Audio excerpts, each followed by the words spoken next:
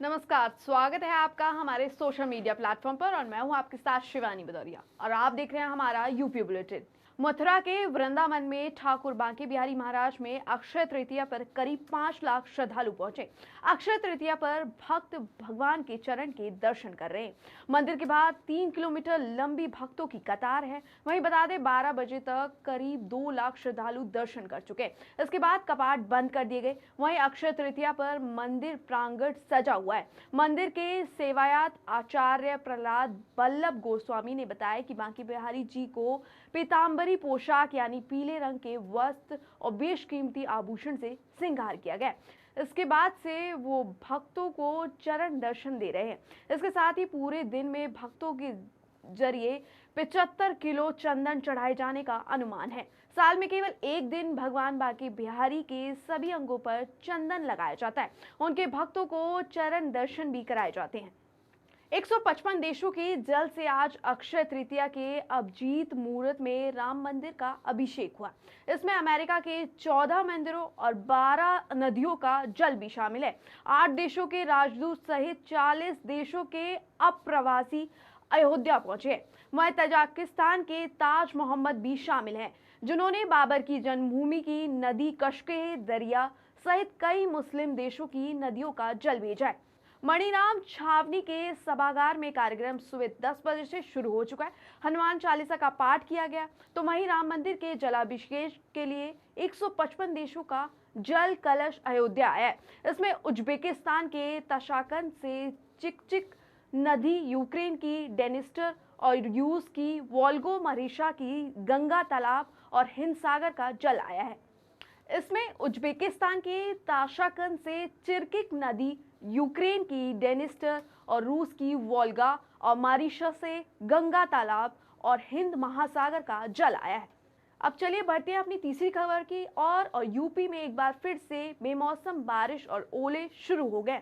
इससे अभी राहत मिलने वाली नहीं है। मौसम विभाग ने पूरे प्रदेश में अगले 5 दिनों तक आंधी बारिश का अलर्ट जारी किया है। वहीं आज सुबह से ही मथुरा अलीगढ़ में हल्की बूंदाबांदी हुई है, जिससे लोगों को गर्मी से राहत मिली है। इसी के साथ तापमान की बात करें तो 40.7 डिग्री के साथ 10 दिनों में 8वीं बार प्रयागराज सबसे गर्म दिन रहा है, जबकि 18.6 सेल्सियस के साथ मेरठ शहर ठंडा रहा है।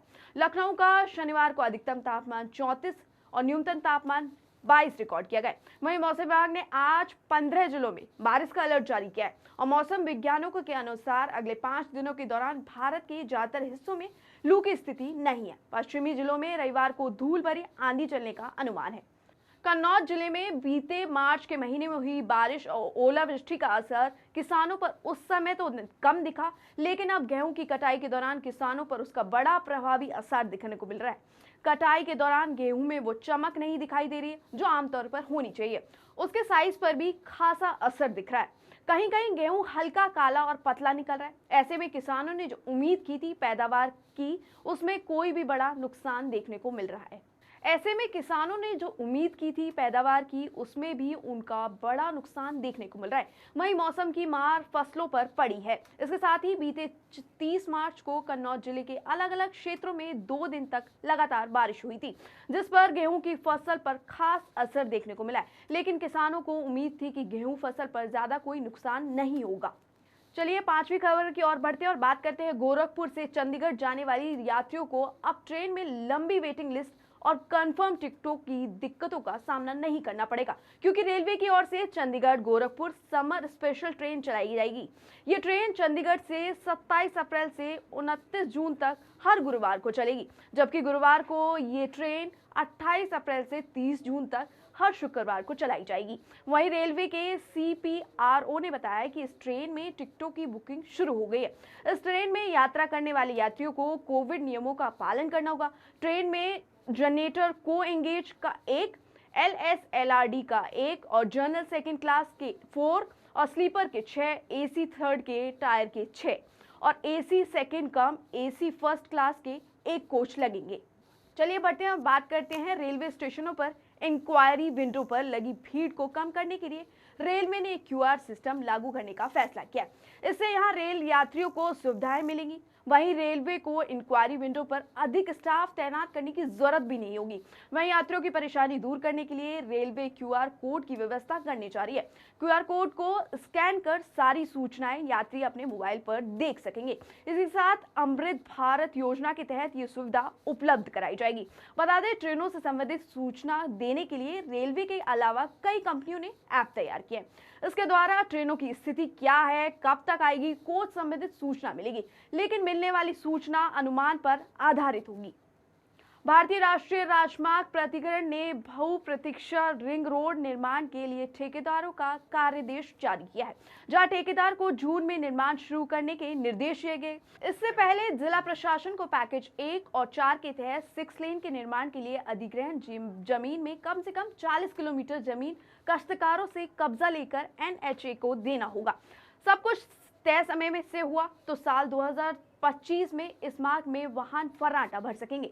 इसी के साथ शहर के चारों तरफ नगर, देहात और उन्नाव जिले की जमीन पर 93 किलोमीटर का रिंग रोड बनेगी। जल्द ही लखनऊ से कानपुर के बीच का सफर महज 35 मिनट में पूरा हो सकेगा। मौजूदा समय में लखनऊ और कानपुर के बीच की दूरी 1.5 से 3 घंटे में पूरी होती है, लेकिन अब लखनऊ और कानपुर के बीच बन रहे नेशनल एक्सप्रेसवे से अब ये दूरी आधे घंटे की रह जाएगी। बता दें, लखनऊ कानपुर एक्सप्रेसवे का निर्माण कार्य शुरू हो चुका है। 6 लेन वाला ये एक्सप्रेसवे 2024 तक बनकर तैयार हो जाएगा। वहीं लखनऊ कानपुर एक्सप्रेसवे पर 18 किलोमीटर एलिवेटेड रूट रहेगा। 45 किलोमीटर ग्रीन फील्ड पर नया रूट बनाया जाएगा, जहां कुल 63 किलोमीटर का ये रूट होगा। वहीं इस एक्सप्रेसवे के बन जाने से लखनऊ कानपुर पर हैवी ट्रक का लोड भी कम होगा। इतना ही नहीं, इस एक्सप्रेसवे को गंगा एक्सप्रेसवे और शहीद पथ से भी जोड़ा जाएगा।